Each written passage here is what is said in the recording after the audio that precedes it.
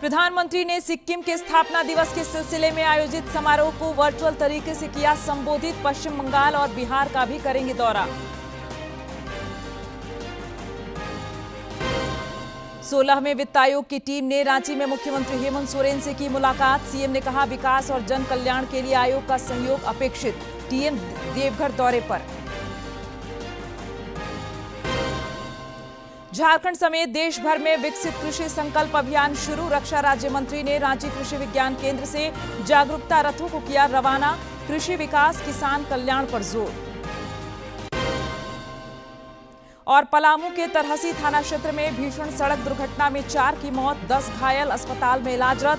कोडरमा में भी अलग अलग हादसों में 2 की मौत।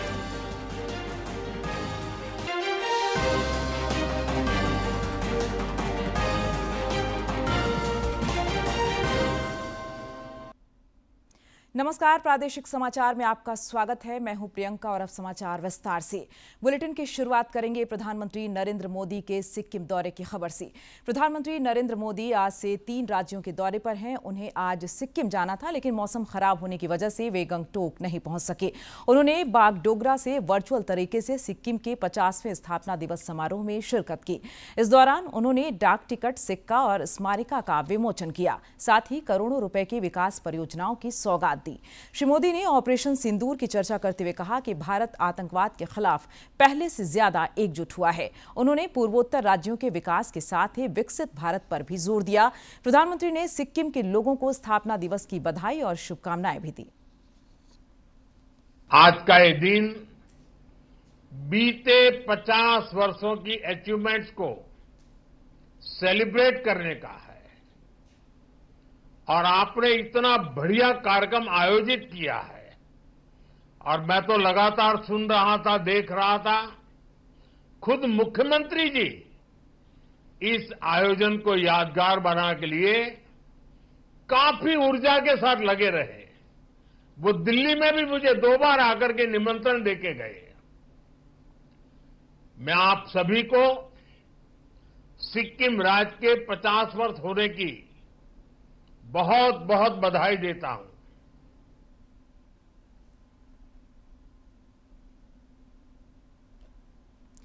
प्रधानमंत्री नरेंद्र मोदी आज पश्चिम बंगाल और बिहार का भी दौरा करेंगे। अलीपुरद्वार में वे जनसभा को संबोधित करेंगे। बिहार को प्रधानमंत्री कई विकास परियोजनाओं की सौगात देने वाले हैं। प्रधानमंत्री का रोड शो भी प्रस्तावित है।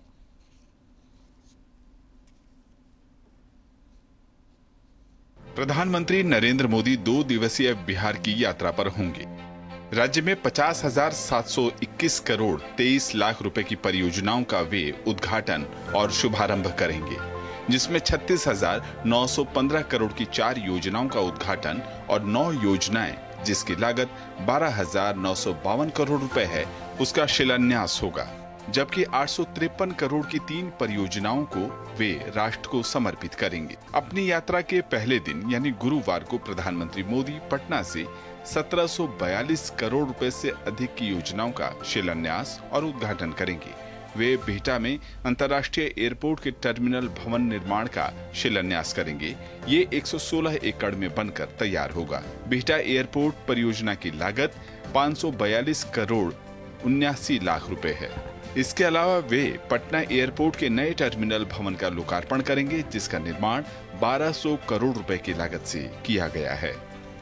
शुक्रवार को प्रधानमंत्री औरंगाबाद के नवीनगर में एनटीपीसी के फेज 2 के तहत 800 मेगावाट की 3 बिजली इकाइयों का शिलान्यास करेंगे, जिसकी लागत 29,930 करोड़ रुपए की है।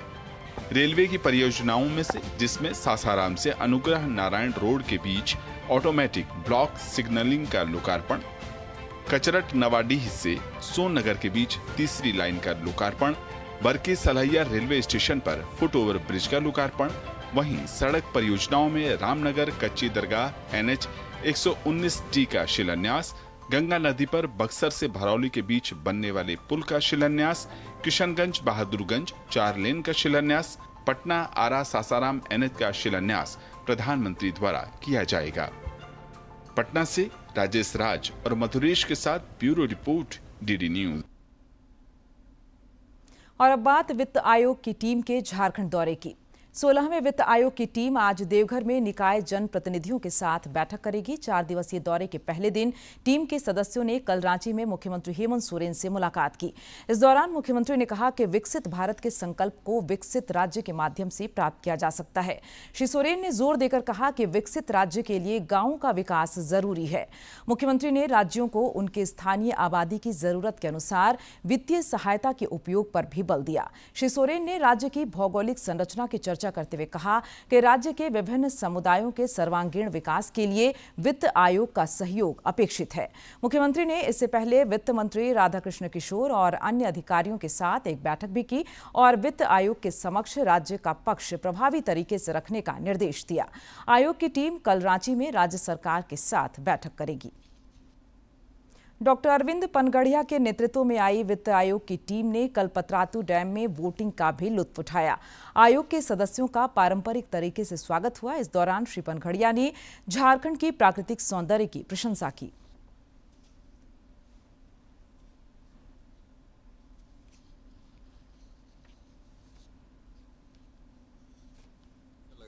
और मैं सोच रहा हूँ कि बहुत सारे टूरिस्ट फ्यूचर में और अट्रैक्ट करेगा। मुख्यमंत्री हेमंत सोरेन आज उत्तराखंड की यात्रा के लिए रवाना होंगे। बताया जा रहा है कि वे केदारनाथ जाएंगे और पूजा अर्चना करेंगे। इसके बाद पर्यटक स्थलों के भी भ्रमण का कार्यक्रम है। श्री सोरेन 1 जून को रांची लौट सकते हैं।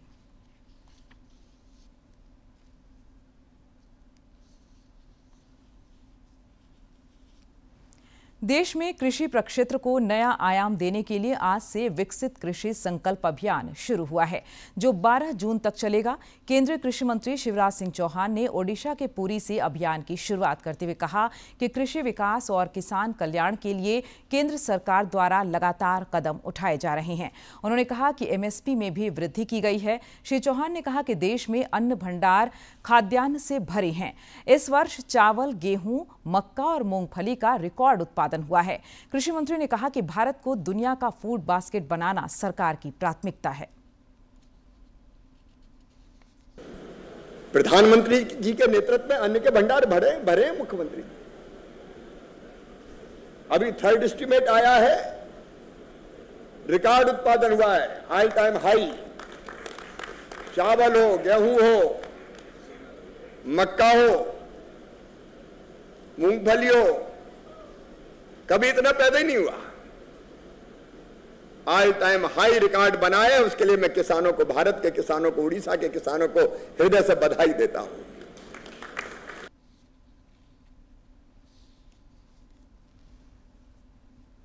झारखंड समेत देश भर के 700 से अधिक जिलों में विकसित कृषि संकल्प अभियान के तहत विविध कार्यक्रम आयोजित होंगे। अभियान की शुरुआत के सिलसिले में रांची में आयोजित कार्यक्रम में रक्षा राज्य मंत्री संजय सेठ भी शामिल हुए। मोरहाबादी स्थित कृषि विज्ञान केंद्र से उन्होंने जागरूकता रथों को भी रवाना किया। श्री सेठ ने कहा कि किसानों को सरकार द्वारा लगातार प्रोत्साहित किया जा रहा है। मोटे अनाज की खेती को भी बढ़ावा देने के लिए सरकार प्रयासरत है। उन्होंने विकसित भारत में देश के अन्नदाताओं की सक्रिय भागीदारी पर भी जोर दिया। खिचड़ी, मड़ुआ का रोटी, ज्वार का रोटी, बाजरा का खीर, ये सब तभी मोदी जी ने कहा कि 2023 मिलेट वर्ष, मोटा अनाज वर्ष। पूरी दुनिया ने मोटा अनाज वर्ष मनाया। और आज देखो मोदी जी का इसके पीछे एक और संकल्प था कि मोटा अनाज कोई बड़ा किसान नहीं उगाता है, वो छोटे छोटे किसान। हमारे छोटे किसान भी आत्मनिर्भर हो गए। केंद्रीय कैबिनेट ने कल खरीफ फसलों की एमएसपी में रिकॉर्ड वृद्धि के प्रस्ताव को मंजूरी प्रदान की थी। इसके अलावा केसीसी ऋण में ब्याज से छूट योजना पर भी सहमति जताई थी, जिसका राज्य में व्यापक स्वागत हुआ है। गिरिडीह के किसानों ने केंद्रीय कैबिनेट के इस निर्णय पर प्रसन्नता जाहिर करते हुए प्रधानमंत्री का आभार जताया है। कैबिनेट में माननीय प्रधानमंत्री जी के द्वारा जो फैसला ली गई कि किसानों के द्वारा उत्पादित फसल का समर्थन मूल्य वृद्धि की गई, साथ ही साथ केसीसी ऋण के ब्याज दर में कटौती की जाना, इससे सभी किसान वर्ग बहुत उत्साहित हैं। प्रधानमंत्री नरेंद्र मोदी जी को तहे दिल से धन्यवाद देता हूँ, क्योंकि उन्होंने कल कैबिनेट में जो किसानों के लिए हित के लिए ली गई फैसलों का उनका समर्थन करता हूँ, क्योंकि उन्होंने किसानों की जो ऋण में थी उसमें ब्याज दर को कम किया। ग्रामीण विकास मंत्री दीपिका पांडे सिंह ने कहा है कि राज्य की जनसंख्या और ग्रामीण संरचना के अनुरूप स्वयं सहायता समूह और ग्राम संगठनों की संख्या में वृद्धि की जाएगी। उन्होंने बताया कि राज्य में कुल 2102 ग्राम संगठनों का गठन किया जा चुका है। श्रीमती पांडे ने अधिकारियों को प्रत्येक गांव में कम से कम एक ग्राम संगठन अनिवार्य रूप से गठित करने का निर्देश दिया। उन्होंने यह भी कहा कि हर स्वयं सहायता समूह से जुड़ी महिला को बीमा सुरक्षा भी प्रदान की जाए। राज्य में सहायक आचार्य परीक्षा के रिजल्ट में विलंब पर उच्चतम न्यायालय ने मुख्य सचिव और झारखंड कर्मचारी चयन आयोग के सचिव को नोटिस जारी किया है। शीर्ष अदालत ने अवमानना मामले पर सुनवाई के दौरान रिजल्ट प्रकाशित करने में देरी को लेकर नाराजगी जताई है। अदालत ने सरकार को 1 महीने में अनुपालन रिपोर्ट दायर करने की हिदायत दी है। इस मामले की अगली सुनवाई अब जुलाई के तीसरे सप्ताह में होगी। उच्चतम न्यायालय में प्रारंभिक विद्यालय प्रशिक्षित सहायक आचार्य संयुक्त प्रतियोगिता परीक्षा में सीटेट उत्तीर्ण अभ्यर्थियों को शामिल करने को लेकर दायर एसएलपी पर भी सुनवाई हुई। अदालत ने मामले की सुनवाई करते हुए कहा कि 30 जनवरी को सहायक आचार्य परीक्षा को लेकर एक एसएलपी पर कोर्ट द्वारा आदेश पारित किया जा चुका है। दोबारा इस परीक्षा के मामले में एसएलपी दायर किया जाना सही नहीं है। पीठ ने याचिका को खारिज कर दिया और याचिकाकर्ताओं पर 5 लाख रुपए का जुर्माना भी लगाया। सुप्रीम कोर्ट कॉलेजियम ने झारखंड हाईकोर्ट के मुख्य न्यायाधीश न्यायमूर्ति एमएस रामचंद्र राव के त्रिपुरा हाईकोर्ट में तबादले की सिफारिश की है। न्यायमूर्ति राव ने पिछले वर्ष 25 सितंबर को झारखंड उच्च न्यायालय के मुख्य न्यायाधीश के तौर पर शपथ ली थी। सुप्रीम कोर्ट कॉलेजियम ने हिमाचल प्रदेश हाईकोर्ट के सीनियर न्यायाधीश न्यायमूर्ति तरलोक सिंह चौहान को झारखंड हाईकोर्ट का चीफ जस्टिस नियुक्त करने की अनुशंसा की है। विस्थापन के विरोध में पश्चिमी सिंहभूम जिला मुख्यालय में सैकड़ों रैयतों ने प्रदर्शन किया। इस दौरान रैयतों ने 70 किलोमीटर की पदयात्रा भी की और जिला मुख्यालय चाईबासा पहुंचकर पदा पहाड़ में भूमि अधिग्रहण का विरोध किया। लोगों को नौकरी से और मुआवजा से भी वंचित किया गया है। 2023 में पुनः जो है भू अर्जन पदाधिकारी रेलवे वाला लोगों ने जमीन की नापी की और रेल द्वारा अधिग्रहण किए गए जमीन के बदले अभी तक कोई भी ना मुआवजा और नौकरी की बात की है। आदिवासियों के पास जमीन है और उसी जमीनों पर आज जो है इनकी गिद्ध नजर पड़ी हुई है, इसलिए जो आज लगातार हम देख रहे हैं। आज यहाँ पदा पहाड़ ग्राम सभा के लोग आए हुए हैं। हम लोग आज इचा डैम की लड़ाई लगातार लड़ रहे हैं और उसके साथ साथ में चाईबासा का जो रिंग रोड के लोग जो कुटकटी रेत सुरक्षा समिति के लोग हैं ये लोग भी आने वाले हैं। आज हम देखते हैं कि यहाँ पे कि हमारी बातों को नहीं सुना जाता है। हम लोग आज लगातार यहाँ पे आंदोलन के लिए मजबूर हैं और इसको लेकर हम लोग लगातार चरणबद्ध आंदोलन कर भी रहे हैं। लेकिन अब देखना होगा कि ये झारखंड सरकार है और ये केंद्र की सरकार है, इस पर क्या रवैया अपनाती है।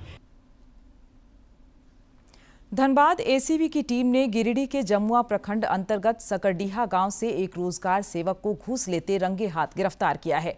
रोजगार सेवक पर मजदूरी भुगतान के नाम पर ग्रामीणों से रिश्वत मांगने का आरोप है।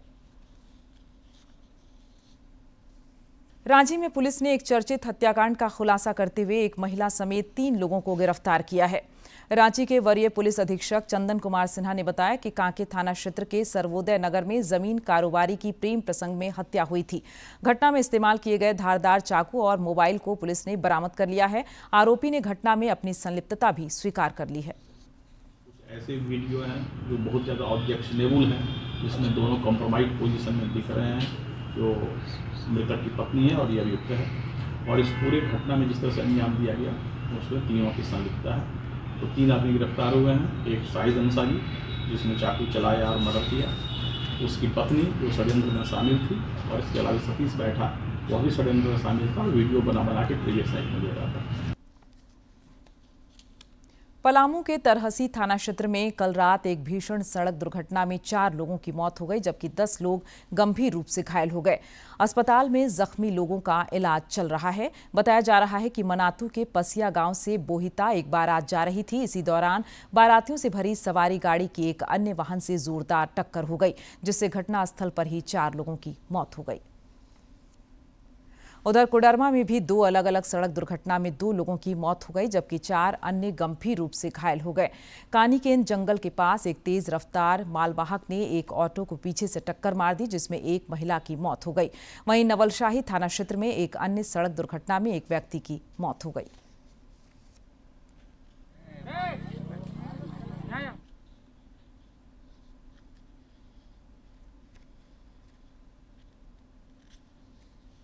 आ रहे थे, उसी दौरान जो है सो बाराडी देवी मंडा के पास ट्रैक्टर एक वाहन जो है सो चपेट में ले लिया, तेज रफ्तार आने के कारण से। आपका पसंदीदा डीडी झारखंड नए तेवर और नए कलेवर के साथ आपके बीच है, ताकि पल पल की खबरें आप तक पहुंचे। आपका अपना पसंदीदा डीडी झारखंड, गांव से लेकर कस्बों और शहरों तक की है धड़कन। सटीक, विश्वसनीय और तेज खबरों का भी है आईना। राजनीति के मंच से सत्ता के गलियारों तक, खेत से खलिहान और मनोरंजन से इंफोटेनमेंट तक, खेल के मैदान से रंगमंच की खबरों तक, सब कुछ देखिए हमारे प्रादेशिक समाचार में हर रोज दोपहर 12:30, शाम 6:30 और 7:30 बजे, सिर्फ और सिर्फ डीडी झारखंड पर।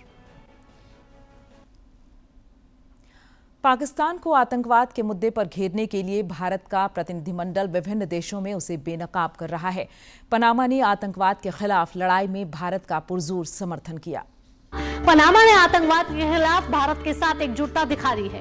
कांग्रेस सांसद शशि थरूर के नेतृत्व में सर्वदलीय प्रतिनिधिमंडल ने पनामा सिटी में आतंकवाद के खिलाफ भारत का रुख स्पष्ट कर दिया है और साथ ही पाकिस्तान को बेनकाब कर दिया है।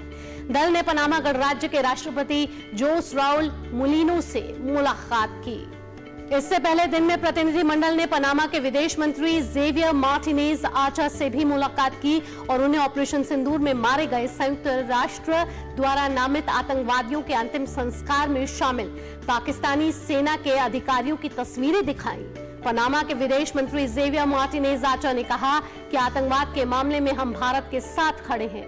किसी भी तरह के आतंकवाद को बर्दाश्त नहीं किया जाएगा। पनामा के विदेश मंत्री ने कहा कि भारत दुनिया का सबसे बड़ा लोकतंत्र है जो सिद्धांतों को महत्व देता है और हम किसी भी तरह के आतंकवाद के खिलाफ मिलकर लड़ेंगे। On the 22nd of April, terrorists marched across our borders and killed 26 holidaymakers, tourists in Kashmir. And when this happened, India and the world recoiled in horror. We are grateful for Panama's immediate condemnation on that very day of what happened. But when for 2 weeks nothing had been done by the country that had offered them safe haven to apprehend them or proceed against them and the basis from which they have emerged, India decided to act. And on the 7th of May, we struck 9 sites that were known to be the bases and headquarters of organizations proscribed by the United Nations Sanctions Committee against Terrorism and also on the wanted list of the United States terror designated list. आतंक परस्त पाकिस्तान की पोल खोल की मुहिम में भारत का 7 सर्वदलीय प्रतिनिधिमंडल सक्रिय है। सऊदी अरब समेत अन्य देशों में दल के सदस्य प्रभावी तरीके से भारत के स्टैंड को विश्व के नेताओं के समक्ष रख रहे हैं। कड़ा संदेश देने के लिए भाजपा सांसद बैजयंत पांडा के नेतृत्व में सर्वदलीय प्रतिनिधिमंडल सऊदी अरब की यात्रा पर है। इस दौरान भारतीय प्रतिनिधिमंडल ने रियाद में सरकारी अधिकारियों, थिंक टैंकों के साथ बैठक की और आतंकवाद के प्रति जीरो टॉलरेंस की भारत की नीति के बारे में बताया। AIMIM के प्रमुख और सांसद असदुद्दीन ओवैसी ने सऊदी अरब के रियाद में कहा कि पाकिस्तान को FATF की ग्रे लिस्ट में वापस लाया जाना चाहिए। वहीं भाजपा सांसद निशिकांत दुबे ने कहा कि अगर पाकिस्तान में आतंकी शिविर और आतंकवादी गतिविधियां बंद नहीं हुई तो भारत उसका कड़ा जवाब देगा। सऊदी अरब हमारी चिंता से वाकिफ है। फिर हम एक थिंक टैंक में गए, वो भी फॉरेन मिनिस्ट्री का है थिंक टैंक है, और सभी जगह ये बात है और हमने अपनी बातें स्पष्टता से कही कि आतंकी कैंप उनको बंद करने पड़ेंगे, आतंकवाद उनको बंद करना पड़ेगा। यदि वो आतंकवादी गतिविधियां करेंगे फ्यूचर में तो हम उसको रिटेलिएट करेंगे और इसके अलावा हमारे पास कोई उपाय नहीं है। हमने सारे अच्छे काम जो है पाकिस्तान के साथ कर लिए हैं और इस बात को हमने बड़ी गंभीरता से कहा। जैक इंटरमीडिएट साइंस और कॉमर्स का परीक्षा परिणाम कल जारी हो सकता है। परीक्षा प्रकाशन को अंतिम रूप दिया जा रहा है। इंटरमीडिएट की परीक्षा में इस बार 3,50,000 से अधिक परीक्षार्थी शामिल हुए थे। गौरतलब है कि जैक ने मैट्रिक का परीक्षा परिणाम जारी कर दिया है। गढ़वा जिले की गीतांजलि कुमारी लगभग 98% अंक लाकर झारखंड टॉपर रही। जैक 10वीं बोर्ड परीक्षा में इस बार भी बेटियों ने परचम लहराया है। स्टेट टॉपर गीतांजलि कुमारी ने गढ़वा में प्राथमिक शिक्षा हासिल करने के बाद इंदिरा गांधी बालिका आवासीय विद्यालय हजारीबाग में कक्षा 6 से 10वीं तक की पढ़ाई की। गीतांजलि ने सफलता का श्रेय कड़ी मेहनत, माता पिता और गुरुजनों को दिया है। I studied from class 7 to 10 in Indira Gandhi Balika Vidyalaya Hazaribagh. I got 98.6% in class 10, and this is all because of my teachers and parents. And the key is to success in life is the most important self-study. Garhwa जिला की सुदूर इलाका भवनाथपुर थाना क्षेत्र अंतर्गत गड़ेरियाडी टोला की गीतांजलि के state topper से परिवार के सभी सदस्य हर्षित हैं। वो शुरू से ही मेधावी छात्र थी, पढ़ने में बहुत रुचि रखती थी, बहुत खुशी हो रही। गढ़वा की गीतांजलि कुमारी ने साबित कर दिया है कि बेटियां किसी से कम नहीं। अवसर मिले तो वे भी ऊंची उड़ान का हौसला रखती हैं। डीडी न्यूज के लिए गढ़वा से विजेंद्र तिवारी की रिपोर्ट। पश्चिमी सिंहभूम में चुप्पी तोड़ो स्वस्थ रहो अभियान का छठा चरण शुरू हो गया है। माहवारी स्वच्छता प्रबंधन के तहत चाईबासा में आयोजित कार्यक्रम के दौरान लोगों को जन जागरूकता की शपथ भी दिलाई गई। जिला समाज कल्याण पदाधिकारी ने बताया कि अभियान 11 जून तक चलेगा। 6 है 2019 से ये चल रहा है, हर एक साल किया जाता है। इसके जो हमारे मिनिस्ट्रियल हाइजीन मैनेजमेंट है, जो हमारे 11 साल के ऊपर की बच्चियों में जो मिनिस्ट्रियल होता है उसको सचेत कर रखना है, उनको जागरूकता लाना है कि और जो हमारी भ्रांतियां हैं उसको दूर करनी है। रांची के धुरवा डैम में पहली बार रानी अहिल्याबाई होलकर की 300वीं जयंती के स्मृति अभियान के तहत काशी की तर्ज पर गंगा आरती का आयोजन हुआ। बनारस के आचार्यों ने भव्य आरती कराई, जिसमें रक्षा राज्य मंत्री संजय सेठ समेत अन्य गणमान्य लोग और बड़ी संख्या में आम श्रद्धालु शामिल हुए।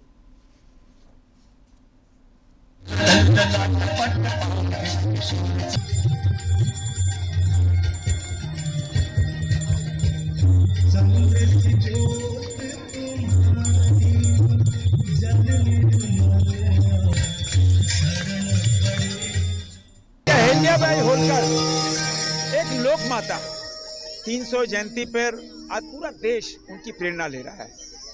आज उनकी जयंती पर रांची में भव्य गंगा आरती हो रही है और जिस तरह लोक माता ने देखो इस समय एक पर्दा प्रथा थी, पुरुष प्रधान शासन होता था और उस समय एक महिला आकर पारदर्शी शासन, न्यायपूर्ण शासन और जनता के बीच में बैठकर उनकी समस्याओं का निवारण, आज वही प्रेरणा देश के आदरणीय प्रधानमंत्री नरेंद्र मोदी कैसे बेटी बचाओ बेटी पढ़ाओ बेटी पढ़ाओ, देश की बेटियों को आगे ले जाना।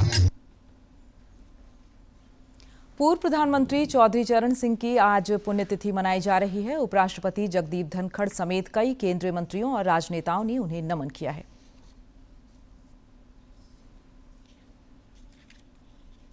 भारत के पूर्व प्रधानमंत्री चौधरी चरण सिंह की पुण्यतिथि के अवसर पर आज सुबह उपराष्ट्रपति जगदीप धनखड़ ने श्रद्धांजलि अर्पित की। दिल्ली स्थित किसान घाट पर पुष्पांजलि अर्पित कर उन्हें याद किया गया। उपराष्ट्रपति ने कहा कि चौधरी चरण सिंह एक महान स्वतंत्रता सेनानी, समाज सेवी और किसानों के मसीहा के रूप में देश भर में सम्मानित किए जाते हैं। उन्होंने अपने पूरे राजनीतिक जीवन में ग्रामीण भारत और किसानों के उत्थान के लिए नीतियां बनाई और उन्हें लागू किया। चौधरी साहब का पूरा जीवन किसान और ग्रामीण को समर्पित रहा। मैं सभी से आह्वान करूंगा, विशेषकर उद्योग जगत से, कि आपका उद्योग कृषि उत्पाद पर आधारित है।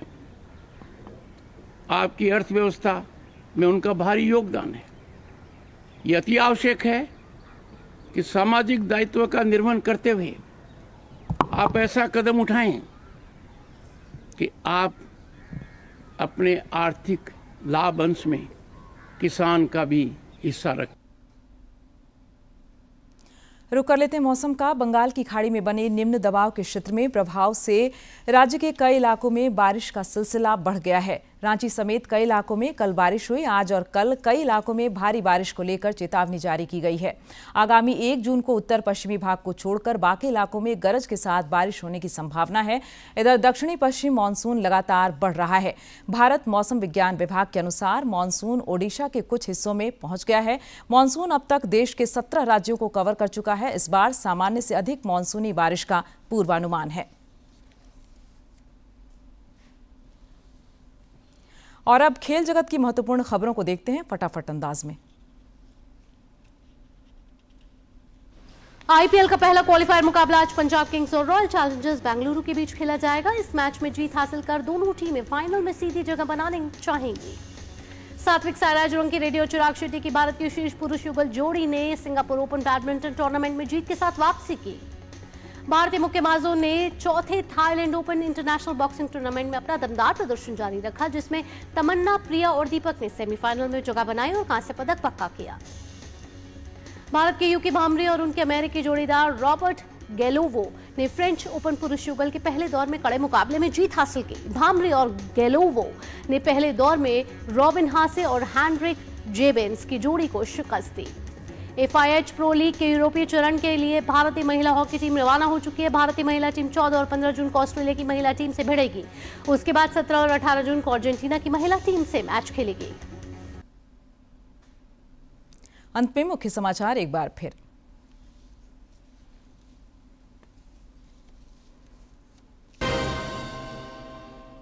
प्रधानमंत्री ने सिक्किम के स्थापना दिवस के सिलसिले में आयोजित समारोह को वर्चुअल तरीके से किया संबोधित। पश्चिम बंगाल और बिहार का भी करेंगे दौरा। 16वें वित्त आयोग की टीम ने रांची में मुख्यमंत्री हेमंत सोरेन से की मुलाकात। सीएम ने कहा विकास और जन कल्याण के लिए आयोग का सहयोग अपेक्षित। टीम देवघर दौरे पर। झारखंड समेत देश भर में विकसित कृषि संकल्प अभियान शुरू।